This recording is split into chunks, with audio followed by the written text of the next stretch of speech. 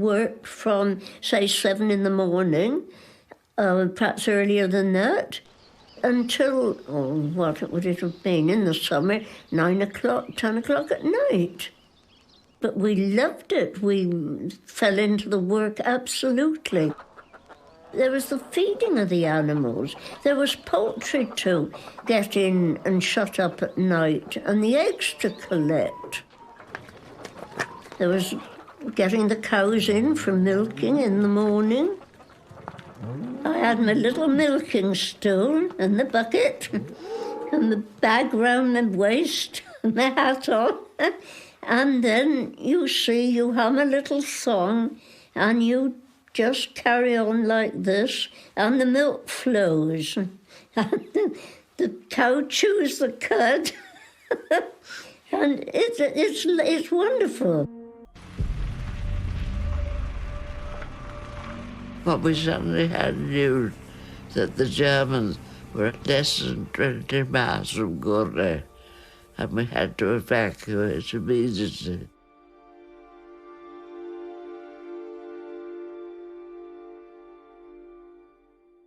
I suppose we'd gone about 4 or 5 miles. Bang! Oh my God. Tire gone. Had to stop the ambulance. All stretcher cases. Nobody could do anything to help you. Enemy guns firing nearer and nearer. It was dreadful. I really was frightened that time because I didn't know. If you don't know what you're doing, you feel so hopeless, don't you? And somehow, I don't know how, we put another tire on and set off again. Where there's a will.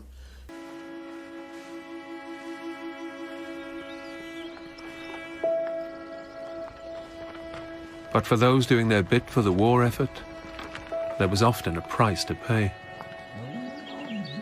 I got ringworm through the cows. They had ringworm, and I was always loving them, you see. I couldn't resist getting my arms around them, and I must have got it from them. Poor mother tried everything, and it got worse. I had a septic head.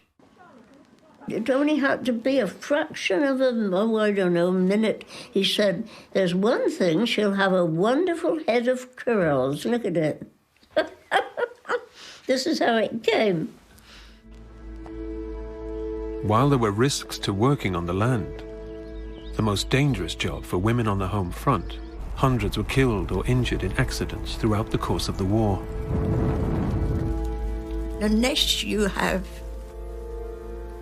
been close to a large explosion, I don't think you could ever realise the noise.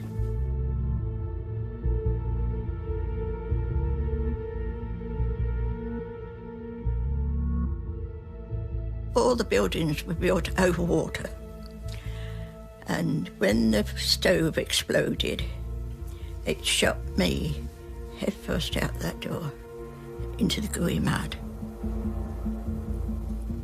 and I nearly suffocated because I didn't realise what had happened. I faintly remember seeing a body flying through the air, but whose it was, at the time I didn't know, of course. But it was a very frightening ordeal. Even now I can picture that happening to me.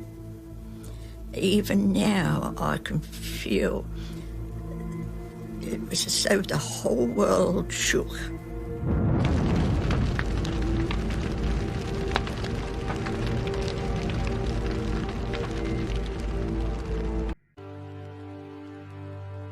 But many children would never see their fathers again.